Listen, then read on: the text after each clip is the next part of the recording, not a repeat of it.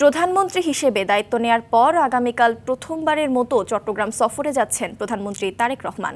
বন্যা কবলিত চট্টগ্রামের বাঁশখালী, ফটিকছড়ি ও হাটহাজারী উপজেলা সফর করবেন তিনি।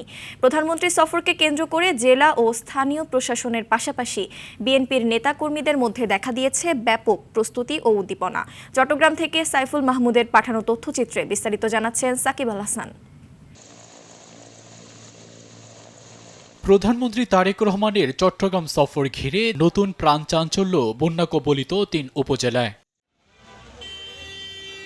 সফরের শুরুতে বাঁশখালীর ক্ষতিগ্রস্ত এলাকা পরিদর্শন করবেন প্রধানমন্ত্রী। এ সময় ক্ষতিগ্রস্ত পরিবারের মাঝে ত্রাণ সামগ্রী বিতরণ ও পুনর্বাসনের অংশ হিসেবে ঘর হস্তান্তর করবেন তিনি। প্রধানমন্ত্রী সফরকে ঘিরে উচ্ছ্বসিত চট্টগ্রামবাসী। আমরা ফটিকছড়িবাসী গর্বিত। অত্যন্ত অল্প সময়ের মধ্যে ফটিকছড়ির বুকে যে মাননীয় প্রধানমন্ত্রীর আগমন, মাননীয় প্রধানমন্ত্রী জনাব তারেক রহমান সাহেব ফটিকছড়ি আগমন করছেন, এজন্য অনেক আনন্দিত এবং উৎফুল্লিত। এরপর ফটিকছড়িতে হেফাজতে ইসলামের আমিরের সঙ্গে সৌজন্য সাক্ষাৎ ও হাটহাজারীতে আল্লামা শাহ আহমদ শফির কবর জিয়ারতের পর হাটহাজারী কলেজ মাঠে বন্যা দুর্গতদের মাঝে ত্রাণ বিতরণ ও মত বিনিময় করবেন তিনি। প্রধানমন্ত্রীকে স্বাগত জানাতে নেওয়া হয়েছে নানা ধরনের প্রস্তুতি।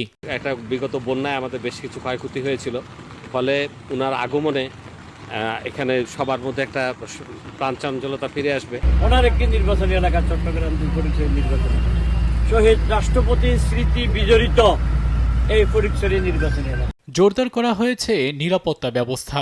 তো আমরা আমাদের যত প্রস্তুতি বা প্রিপারেশন যেটা আছে এটা আমরা নিয়ে এনেছি। তো আমাদের প্রস্তুত অনেক লাগবে যেগুলো সিকিউরিটি অ্যারেঞ্জমেন্টের জন্য, তো এগুলো নিয়ে আমরা ব্যবস্থা করতেছি। বন্যা দুর্গত মানুষের দুর্ভোগ লাঘবে মিলবে নতুন আশার বার্তা।